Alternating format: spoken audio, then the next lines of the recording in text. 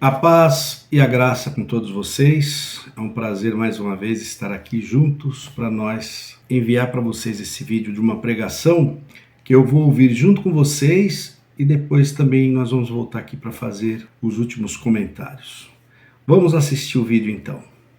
Então esse é o momento conhecido da revelação. Dá uma olhada para cima, oferece de novo, ninguém vai levantar. E aí pronto, já foi revelado. Vamos fazer a leitura da Palavra de Deus na primeira epístola do apóstolo Paulo, destinada aos Coríntios. Esse negócio de revelação na palavra ali no púlpito, o povo está tão desacreditado nisso, que eles já sabem, eles percebem, eles não estão mais falando que nem antigamente falavam muito. Deus me revelou, Deus me trouxe nesse momento. Diminuiu. Pode perceber, ele aí mesmo já foi, vamos ler a leitura da palavra de Deus, mas não falou nada de me foi revelado, Deus me trouxe agora. Está diminuindo, mas ainda existe alguns que falam isso daí. Também não estou dizendo que não tenha irmãos do ministério que tenha a revelação da palavra, não é isso. Primeira epístola do apóstolo Paulo aos Coríntios, no capítulo 2. Contudo, irmãos, vamos iniciar essa leitura a partir do verso 26 do capítulo 1. Então aqui você percebe que não é uma palavra revelada, mas que foi uma palavra já lida, talvez até antes de começar o culto, ou até mesmo na própria casa, porque depois ele muda. Vamos começar no capítulo 1 de 1 Coríntios, do verso 26. Então ele acrescenta aí no púlpito alguns versos que está no capítulo 1. Isso não é revelação, né? Isso é uma coisa que foi lida, escolhida, e que ele estava interessado em tirar alguma coisa daí, principalmente para falar do estudo bíblico que vocês vão ver lá na frente. E eu, irmãos, quando fui ter convosco, anunciando-vos o testemunho de Deus, não fui com sublimidade de palavras ou de sabedoria, porque nada me propus saber entre vós, senão a Jesus Cristo e este crucificado. Paulo quer dizer aqui que ele não ia dar nenhum palpite humano de conhecimento dele, mas que ele ia somente falar de Jesus Cristo, da morte dele, da ressurreição dele, e por qual motivo que Jesus Cristo foi morto. Ou seja, ele ia falar do conhecimento também que ele tinha do que aconteceu sobre Jesus. Ele ia dizer sobre o que ele sabia, né, do martírio, do sofrimento de Jesus Cristo pelas nossas almas. Eu estive convosco em fraqueza e em temor e em grande tremor. A minha palavra e a minha pregação não consistiu em palavras persuasivas de sabedoria humana. Paulo quer dizer que ele não é melhor do que os outros lá que estão ouvindo a palavra, que ele também foi visitá-los sendo fraco, né? Também tendo temor e tremor, mas tendo suas fraquezas. Que ele não era melhor do que aqueles que iam ouvir a sua palavra, a palavra que ele ia pregar de Jesus Cristo. A minha palavra, Paulo disse, não foi baseada em conhecimento humano, ou seja, algum conhecimento dele, algum palpite humano dele. Ele quis dizer que não foi isso. Estudar a Bíblia não é conhecimento humano.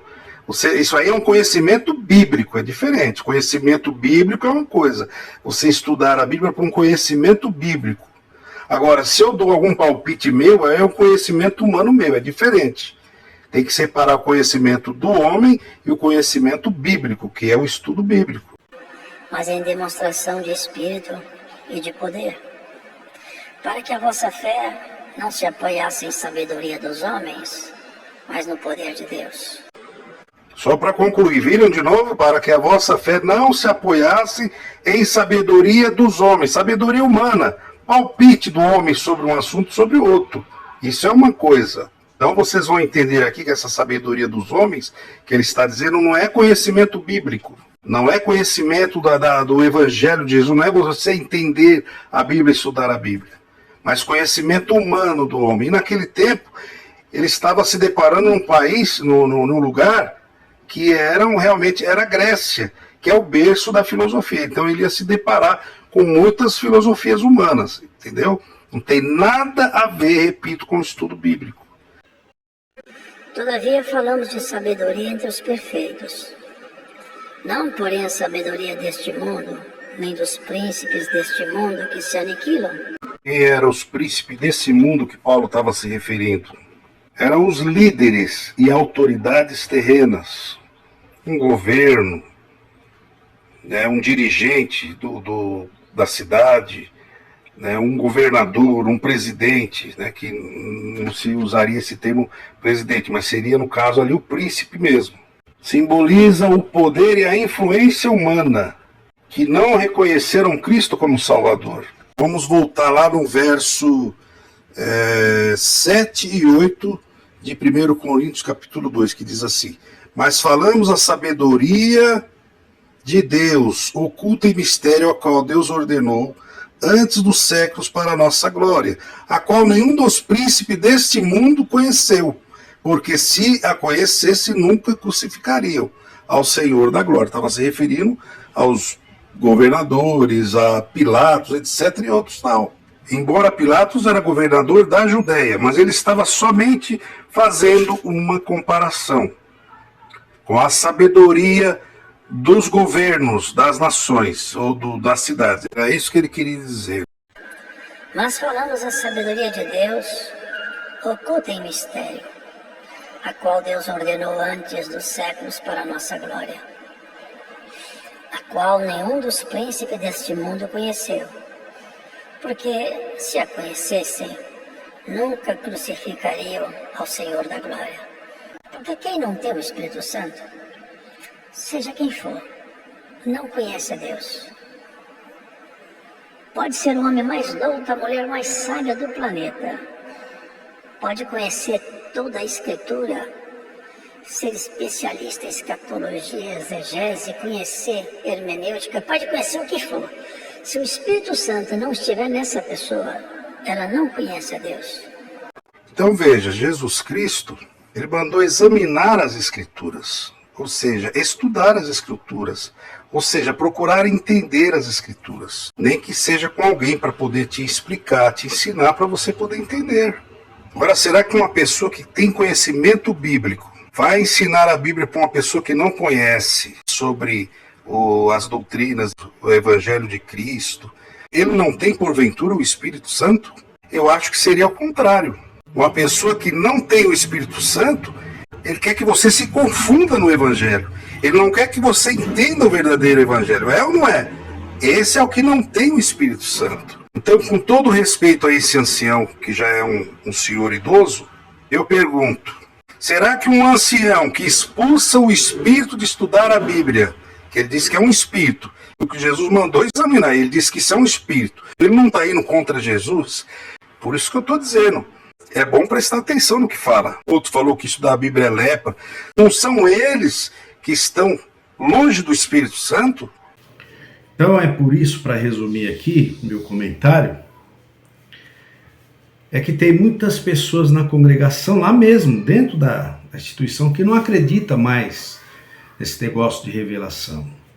Como eu disse lá, tem irmãos que têm revelação de Deus, mas é bem pouco. Então muitos não acreditam mais nesse negócio de revelação, Deus me mostrou, Deus revelou, não acredita. Até mesmo porque muitas promessas que é feito nessas mesmas palavras, que dizem que foi revelada, não cumprem. Não está cumprindo na vida de ninguém. Muitas delas não cumprem. E como que foi revelada?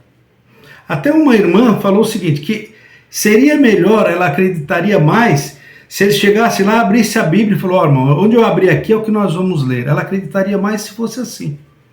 Porque ele ia ler ali, ele abrisse a Bíblia e ele ia ler ali, onde caísse. Nós não fazia isso? No passado eu fiz muito isso. Deixa eu ver se Deus fala comigo. Abri a Bíblia e falava. O versículo bíblico ali era o que eu precisava ouvir. Já aconteceu comigo. Eu sei que com vocês também. Né? Pode até deixar aí o seu comentário. Então, muitos não estão mais acreditando. Tá certo? Quando fala dos príncipes desse mundo, está falando dos presidentes, né, dos governadores. Cada país tem um nome. Na Grécia eu não sei como é que chama um líder lá, se é príncipe mesmo, não sei. Ele estava se referindo à sabedoria desses príncipes, que eram baseadas também em filosofias. Lá na Grécia. Depois ele cita lá que se eles tivessem entendido, conhecido mesmo a mensagem de Jesus, não teriam crucificado ele. Então aí ele já vai lá para a Judéia, falando de quem? Falando lá do próprio Pilatos, que ele era governador da Judéia. Era um homem também que tinha conhecimentos filosóficos. Mas ele disse até, se eles soubessem, tivessem conhecimento da mensagem de Jesus, do propósito de Jesus, não teriam crucificado. Embora a gente sabe que Jesus precisaria ser crucificado, senão nós não estaríamos aqui, nós não teríamos chance, ou talvez de uma outra forma, sei lá, de entrar no céu. Tá certo? Então, Jesus sofreu quando estava aqui com os fariseus e saduceus, que eles queriam pegar muitas vezes Jesus lá nas leis mosaicas, que eles torciam pelos seus próprios benefícios, como fazem hoje as igrejas, a maioria.